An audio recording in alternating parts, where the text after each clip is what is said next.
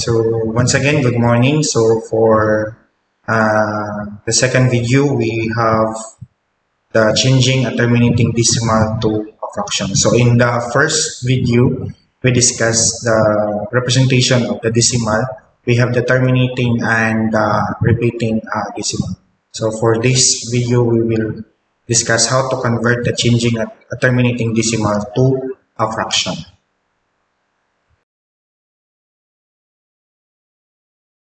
So in this video, we will discuss how to convert terminating decimals to a fraction. For step 1, we have identified the number decimal and its place value. So we need to determine the place value of the last digit in the decimal. The second step is we have to write the decimal as a fraction.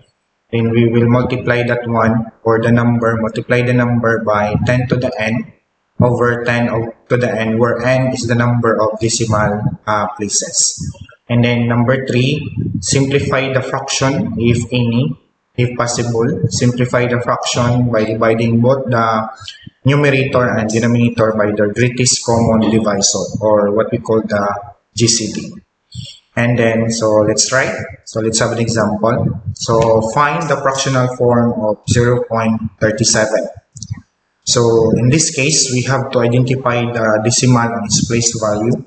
So note that 0.37 is a terminating decimal with n is equal to 2. So it's a finite number after the decimal point. So when with n is equal to 2 decimal places. So meaning we have to multiply from step 1, where n is equal to 2 decimal places, we will multiply the number by 10 squared over 10 squared. We have 0.37 is equal to 0.37 times 10 squared over 10 squared. But 10 squared is equal to 100 over 100. So 0.37 times 100, so we have 37 over 100. And then the last steps that we have is we have to simplify the fraction. So in this case, the fractional form is in simplest form. Thus, we cannot do into a simplest form because the 37 over 100 is in simplest form. So therefore, 0.37 is equal to 37 over 100. And then let's have another example. So find the fractional form of 0.125. So first, we have to identify the decimal and its place value. So what do you think is the n for this example? Okay, so you got the correct answer. Our n here is 3 because 0.125 is a terminating decimal, and then we got n is equal to 3 decimal places. And then for the step 2, so we have to multiply from step 1. So we got n is equal to 3 decimal places. So we will multiply the number by 10 to the cube over 10 to the cube, and then we will have 0.125 is equal to 0.125 times 10 to the cube over 10 to the cube. But 10 to the cube is 10 times 10 times 10. So we have 10 times 10, 100 times 10, that is 1000. So we have 0.125 times 1000 over 1000. And then 0.125 times 1000, we will get 125 over 1000. For the last step, we have to simplify the fraction. So to simplify 125 over 1000, we must find the greatest common denominator of 125 and 1000.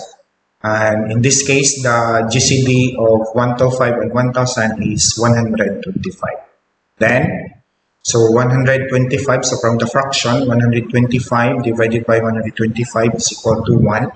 And then 1000 divided by 125 is equal to 1 over it. So the 125 there is our GCD.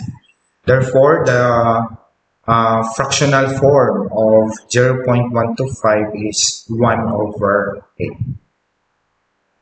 Want more? So let's have the last example. So find the fractional form of 11.2. So can you guess what is the n for this example? Okay, that's correct. Our n here is 1 because after the decimal point, we only have 2. So 11.2 is a terminating decimal.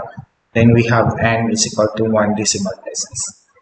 From step 1, no, our n is equal to 1 decimal places, we will multiply the number or 11.2 by 10 to the 1 over 10 to the 1. So we have 11.2 is equal to 11.2 10 to the 1 over 10 to the 1. But 10 to the 1 is just equal to 10.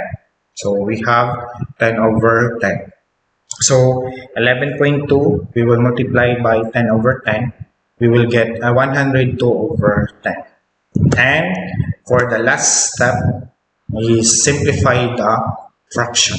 So to simplify 112 over 10, we must find the greatest common denominator of 112 and 10. So in this case, the GCD is 2. So we will divide both the numerator and the denominator. So 112 divide 2 is 56, and then 10 divide 2 is equal to 5. So the fractional form of 11.2 is equal to 56 over 6 in its simplest form. So that's the examples of the changing the terminating decimals to fraction. Thank you. See you in the next video.